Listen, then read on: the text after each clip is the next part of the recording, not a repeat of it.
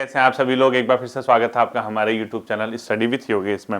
Windsor year book की हमारी 4 classes हो गई हैं, 2 से 3 क्लासेज उसकी आएंगी। और वो जो विंसर ईयर बुक की क्लासेज हैं बच्चों, वो आपके प्रवक्ता, लोअर पीसीएस, अपर पीसीएस के साथ साथ उत्तराखंड पुलिस कांस्टेबल से लेके फॉरेस्ट गार्ड और जितने भी एक दिवसीय एग्जाम या फिर जहाँ पे तथ्यात्मक बेस पे प्रश्न पूछे जाते हैं, उन सभी एग्जाम में आपका वो काम आएगा। ठीक है, इसके बाद जैसे ही विंसर ईयर बुक खत्म होगा, हम लोग उत्तराखंड का बजट और आर्थिक सर्वे देखेंगे, जो कि आने वाले 1 साल के लिए बहुत महत्वपूर्ण रहेगा। ठीक है, हमेशा आपने देखा होगा आर्थिक सर्वे और बजट से संबंधित क्वेश्चंस रहते हैं।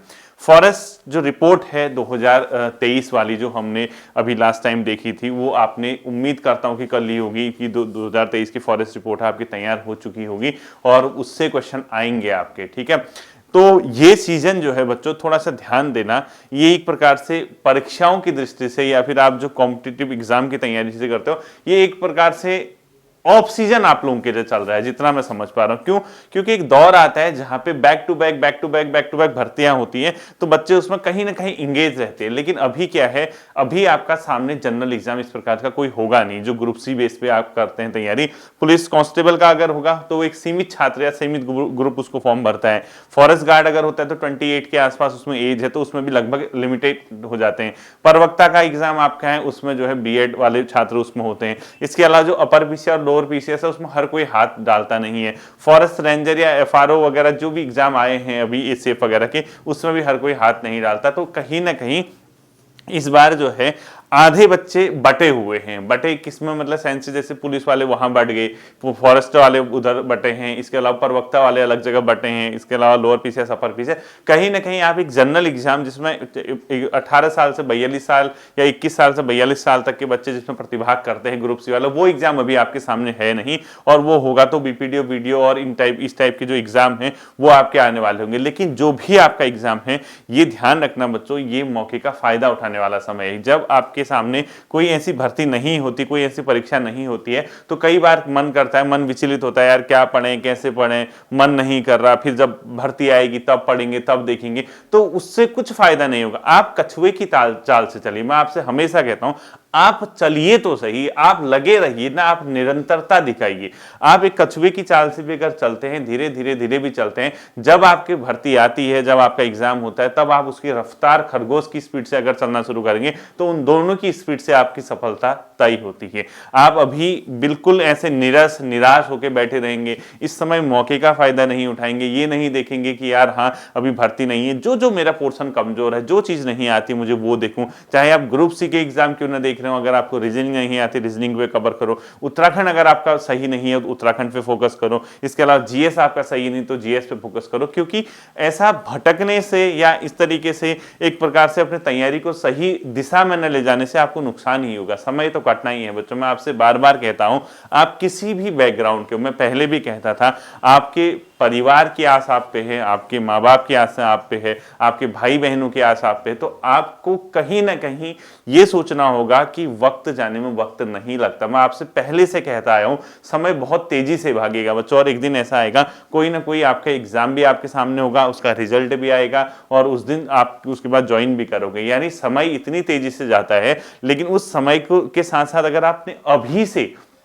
ये नहीं देखा कि यार हाँ हम एक दूरगामी दृष्टिकोण रखते हुए, एक लंबे समय तक का सोचते हुए अभी से अपनी मेहनत करें और उसके बाद जो परिणाम है अपने पक्ष में, उसको कोशिश करें कि अपने पक्ष में परिणाम को ढाल सकें, तो उसके लिए आपको लगे रहना पड़ेगा, निरंतरता आपको दिखानी पड़ेगी। अगर आपने निरंतरता नहीं है बच्चों, आप 2 दिन पढ़ते हो, 4 दिन पढ़ते हो, फिर भटक जाते हो, फिर वहीं से आते हो। अधिकांश छात्रों के साथ ये कमी है बच्चों। स्टार्ट करते हैं, बिल्कुल माथे पे ऐसे मिट्टी लगाएंगे, तेरी सौगंध माटी, इस बार मैं इस जॉब को निकाल के रहूंगा, इस तरीके से 3-4 दिन का जोश रहता है। उसके बाद वो क्या होगा, थोड़ा सा ग्राफ आगे बढ़ेगा, फिर डाउन होके फिर वहीं पहुंच जाता है। हमेशा ये देखना, 2 ही जगह बच्चा बहुत ज्यादा मोटिवेट होता है। या तो पहले जब भर्ती आती है उसकी वहां से कोई विज्ञापन निकलता है, उस टाइम पे ही वो पढ़ते हैं, या फिर जब रिजल्ट में सक्सेस नहीं उनको मिलते, तब उनको लगता है कि यार हमने गलती कर दी, दोबारा हम तैयारी करते हैं। 2-4 दिन का जोश रहता है। तो इस जोश को हमेशा बरकरार रखोगे तभी आपका चयन होगा, और बरकरार आप रख सकते हैं। आपके पास ऐसा है ही नहीं कि कंटेंट की कमी है। आप खुद ही सोचिए ना, ना,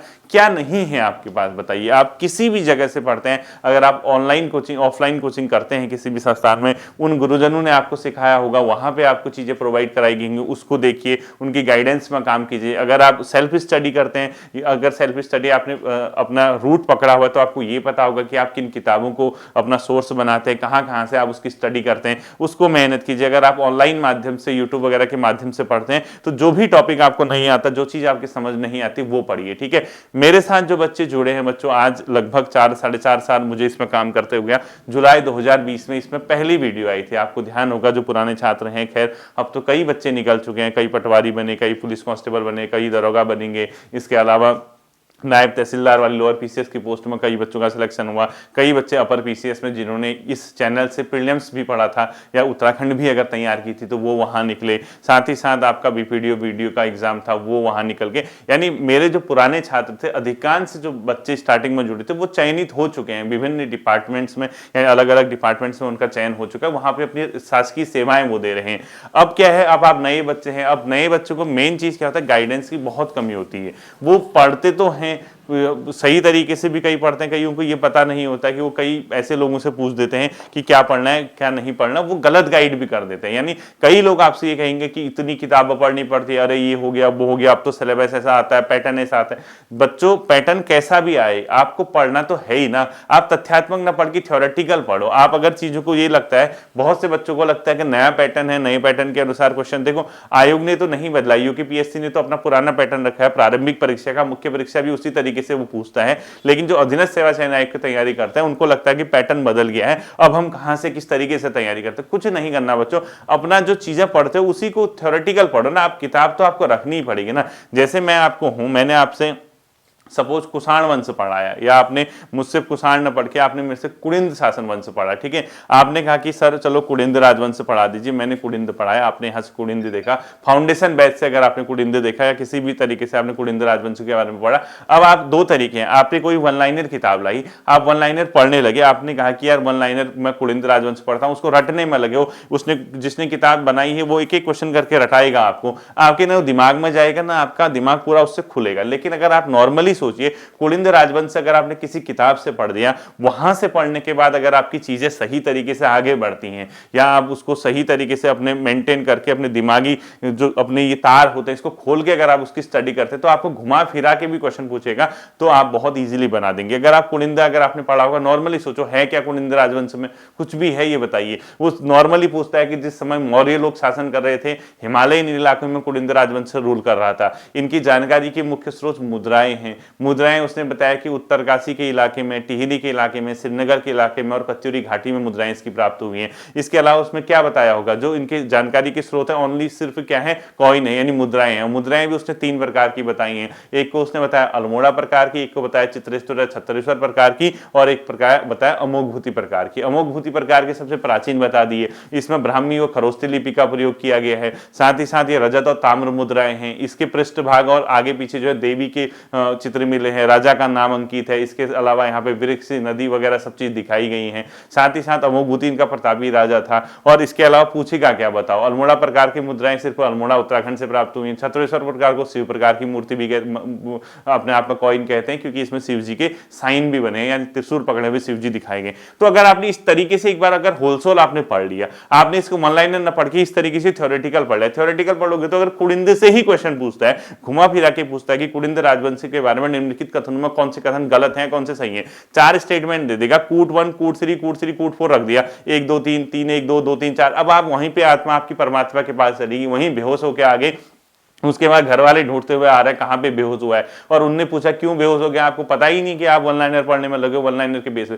बच्चों सही दिशा में, सही डायरेक्शन में अगर आपको पढ़ना है, अगर आपको चाहिए कि आपका एग्जाम निकले, आप चाहते हो कि आप आगे बढ़ें, तो हमेशा याद रखना वो गलती मत करना जो पहले वाले भी करते आए हैं। आप वन लाइनर पढ़िए, ठीक है, मैं ये नहीं कह रहा कि वन लाइनर, लेकिन सिर्फ और सिर्फ अगर आज की डेट पे आप सोचते हो कि वन लाइनर पढ़ने के बाद आपका एग्जाम निकल जाएगा, बहुत मुश्किल होगा। और एक बार कोशिश तो कीजिए, किताबों को पढ़ने की कोशिश कीजिए, आपको ज्यादा मजा आएगा। आप अगर डीप स्टडी से पढ़ेंगे तो उससे घुमा फिरा के भी क्वेश्चन आएगा तो आपका बनेगा। अब 2 चीजें होती है, जैसे मैंने कुड़िंद के बारे में आपको बताया, यही चीजें आपको किताब पे देखने को मिलेंगी, और यही चीजें आपने किताब से अपना तैयार करके रख दिया तो होगा क्या, देखो इससे अगर घुमा फिरा के क्वेश्चन पूछेगा, आपने वन लाइनर नहीं पढ़ा है, वन लाइनर तो सीधे बनेगा। वन लाइनर जैसे कुनिंदु की कितने प्रकार की मुद्राएं मिली है? 3 प्रकार की। कुनिंदु की कौन सी मुद्रा केवल उत्तराखंड में मिली है? अल्मोड़ा प्रकार की। कुनिंदु की जो प्रारंभिक राजधानी थी या किस इलाके में कुनिंदु ने रूल किया, सीधे आपका कुनिंदु की मुद्राएं कहां से मिली। लेकिन अगर वो इसी को कोटेशन के रूप में दे दे, स्टेटमेंट बेस दे दे और 1 2 2 3 2 4 गए, तब भी आपका सही हो जाएगा। लेकिन सिर्फ और सिर्फ वन लाइनर पढ़ोगे, आपको पता ही नहीं चलेगा आप पढ़ क्या रहे हो। तो जो ये समय है, इस समय का सही दिशा में यूटिलाइज कीजिए, सही डायरेक्शन में आगे लेके जाइए। आपको जिला सीरीज सही से पढ़ाई गई है, देखिए उसमें देहरादून किन किन जिलों को टच करता है, देहरादून में कौन से संस्थान हैं, देहरादून में उन संस्थानों की स्थापना कब हुई थी, उनका क्या कार्य है, देहरादून में कौन कौन सी नदियां हैं, यमुना नदी पे बने कौन से डैम हैं, टोंस नदी पे कौन से डैम बनाए गए हैं, इसके अलावा गंगा और सौंग नदी किस इलाके में बहती है, साथ साथ उत्तराखंड के जो देहरादून में कौन से प्रसिद्ध मंदिर है, कौन से यहाँ पे टूरिस्ट प्लेस है, ऋषिकेश में कौन सी चीजें प्रसिद्ध है, मसूरी में क्या है, जो गनहिल पहाड़ियाँ या जो ये सब चीजें कहाँ पे हैं। तो आप जब इस तरीके से होलसोल एक समग्र रूप से स्टडी करेंगे, तब जाके आपके पेपर में कभी चीजें गलत नहीं होंगी। लोग सोचते हैं उत्तराखंड इतिहास हम पढ़ेंगे तो 12 13 15 क्वेश्चन आ जाएंगे, ऐसा नहीं होता है। 5 से 6 क्वेश्चन उत्तराखंड इतिहास के आएंगे, 4-5 क्वेश्चन उत्तराखंड भूगोल के आएंगे, 4-5 क्वेश्चन उत्तराखंड इतिहास इकोनॉमी के आएंगे, 2-3 क्वेश्चन उत्तराखंड के पॉलिटी वाले सेक्शन से आएंगे, बाकी उत्तराखंड सरकार की योजनाएं, करंट अफेयर से क्वेश्चन आएंगे, आर्थिक सर्वे से क्वेश्चन आएगा, इकोनॉमी सर्वे के अलावा जो आपका बजट है उससे क्वेश्चन आता है, सरकार की महत्वपूर्ण नीतियों से क्वेश्चन आता है, तब जाके वो 40 नंबर का पेपर अपने आप में बनता है। अब आप एक ही तरीके से, एक ही ढर्रे पे चलोगे, उसी तरीके से आपको लगता है कि हम पढ़ते रहेंगे, तो ऐसे काम नहीं बनेगा बच्चों। ये उम्मीद मत करना कि सर उत्तराखंड का दोबारा बेसिक से पढ़ाएंगे, पॉसिबल नहीं है। फाउंडेशन क्लास में कंप्लीट कराऊंगा आपका, हम लोगों ने गोरखा शासन तक कंप्लीट कर लिया है, ब्रिटिश रूल हमने कंप्लीट कर लिया है, इसके बाद स्वतंत्रता संग्राम में उत्तराखंड की भूमिका नेक्स्ट वीक से हम कवर करेंगे, विंसर खत्म होते ही। विंसर ईयर बुक की क्लासेज आपकी चल रही हैं, साथ ही साथ इकोनॉमी सर्वे में आपको कराऊंगा, सरकार की प्रमुख नीतियां कौन सी हैं हाल फिलहाल के दिनों में, वो इकोनॉमी सर्वे और बजट के साथ वो आपके सामने आ जाएगा। इसके अलावा जो जीएस वाला पोर्शन है बच्चों, जीएस वाले पोर्शन में जहां पे भी अगर आप देखो, पहले तो तय कीजिए ना आपने कौन से एग्जाम की तैयारी करनी है। आप अगर मानते हैं कि आप ग्रुप सी के लेवल की तैयारी कर रहे हैं, तो आप ग्रुप सी से बाहर के फॉर्म ही मत भरिए। उसके बाद अब कर रहे हो ग्रुप सी की, भर दे रहे हो पीसीएस का, और कभी पीसीएस पढ़ रहे हो, कभी लोअर पीसीएस, कभी एफआरओ भी पढ़ दे रहे हो, कभी ग्रुप सी पढ़ रहे हो, ऐसे नहीं होगा। आप अपने आप को कैटेगराइज कीजिए ना, आपको अपने आप को सेपरेट करना होगा, आपको भीड़ से हट के जाना पड़ेगा। अगर भीड़ ग्रुप सी की ओर जा रही है, अगर आप ग्रुप सी की तैयारी करते हैं, तो फिर आप ग्रुप सी के बाहर के फॉर्म मत भरिए। आप देखिए ग्रुप सी में जीएस के सिलेबस क्या क्या है। इतने साल से, वर्ष 2014 से आयोग ने अपना जीएस का सिलेबस नहीं बदला, उत्तराखंड का नहीं बदला, थोड़ा कंप्यूटर ऐड ऑन कर दिया, रीजनिंग ऐड ऑन कर दिया, उसके अलावा उसका सिलेबस वही पुराना इतने सालों से है। जबकि आपको जो जो टॉपिक समझ में उसमें नहीं आते वो आप बताइएगा कमेंट सेक्शन में, अदरवाइज जीएस की बताओ क्या है उसमें टॉपिक। पॉलिटी का सेक्शन देखिए, कैबिनेट मिशन उसने दिया है, इसके अलावा अपने आप में भारत का स्वतंत्रता संग्राम, स्वतंत्रता आंदोलन दिया है, इसके अलावा विश्व के स्तर पर भी आपका वैश्वीकरण से लेके परमाणु हथियारों का युग, मानवाधिकार की सार्वभौमिक घोषणा, इसके अलावा विभिन्न प्रकार के अंतरराष्ट्रीय संगठन, यूएनओ से लेके सार्क, आसियान वगैरह सब कुछ दिया है उसने। तो आप सिलेबस पढ़ेंगे नहीं, आप कभी भी यहाँ पे क्या है, ग्रुप सी में फेलियर का सबसे बड़ा कॉज क्या है, सबसे ज्यादा प्रॉब्लम क्या है, कोई भी बच्चा इसमें ऐसा नहीं होता है, बहुत कम या होंगे तो 2% 4% बच्चे ऐसे होंगे जो सिलेबस के हिसाब से अपनी तैयारी करते हैं।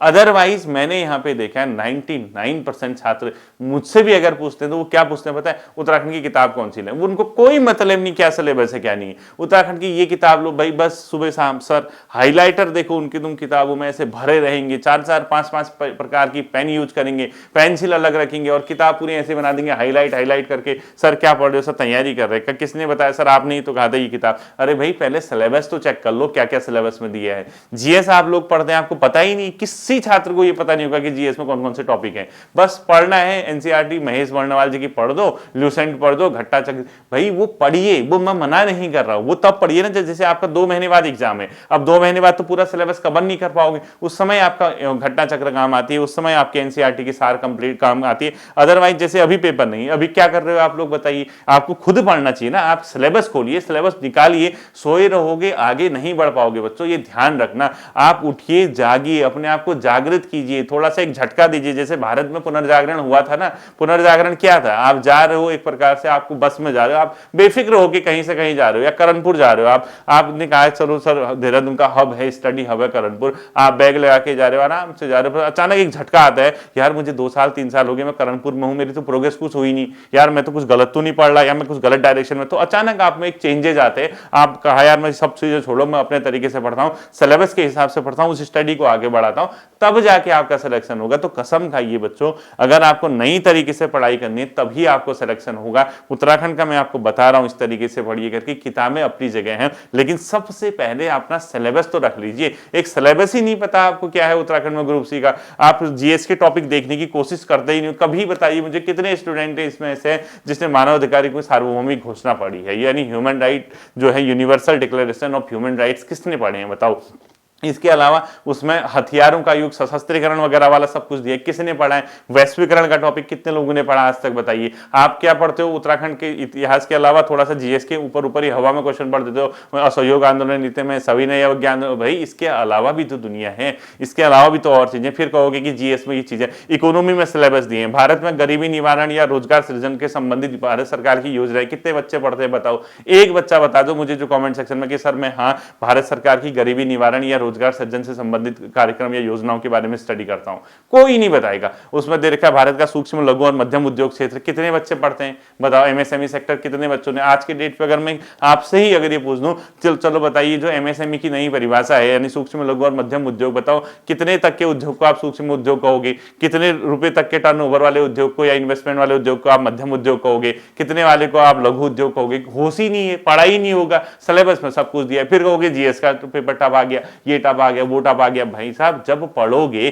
तभी तो चीजें आगे बढ़ेंगी, पढ़ोगी नहीं तो कहां से चीजें आगे बढ़ेंगी। उसने एक एक चीजें दी है। भारत में गरीबी मापन के कौन से तरीके अपनाए जाते हैं, भारत में गरीबी संबंधी आंकड़े कौन जारी करता है, भारत में मुद्रास्फीति की गणना किस आधार पर की जाती है, थोक मूल्य सूचकांक का आधार वर्ष क्या है, किसी को नहीं पता चल पाएगा। क्यों? क्योंकि पढ़ ही नहीं रहे हो, सिलेबस में सब कुछ दिया है, पढ़ क्या रहे हो। वही मोहम्मद गजनवी भारत किसके साथ आया, उसके साथ आने वाला कवि कौन था, इसके अलावा अकबर के जो अकबर ने दीन इलाही धर्म कब चलाया था, टोडरमल कौन था, वो ट्रेडिशनल, वो अपनी जगह सही है, वो आप कितना पढ़िए, वो अब वो दौर चला गया। मैं ये नहीं कह रहा कि इसको बिल्कुल बंद कीजिए, पढ़िए, लेकिन सबसे इंपॉर्टेंट है सिलेबस। सिलेबस को बाहर निकालिए, सिलेबस को रखिए, कसम खाइए कि हम सिलेबस के आधार पर स्टडी करेंगे। अगर आप ये कहेंगे, मैं आपको गारंटी देता हूं, चलो मैं पढ़ाता हूं आपको इकोनॉमी सिलेबस के हिसाब से, मैं पढ़ाता हूं आपको पॉलिटी सिलेबस के हिसाब से जो ग्रुप सी, लेकिन मुझे कमिटमेंट दिखाइए, मुझसे कहिए कि सर हाँ हम क्लासेस देखेंगे, आप पढ़ाइए तो सही। अब मैं इकोनॉमी शुरू करूंगा, दूसरा बच्चा कहेगा विंसर ईयर बुक पढ़ा दो,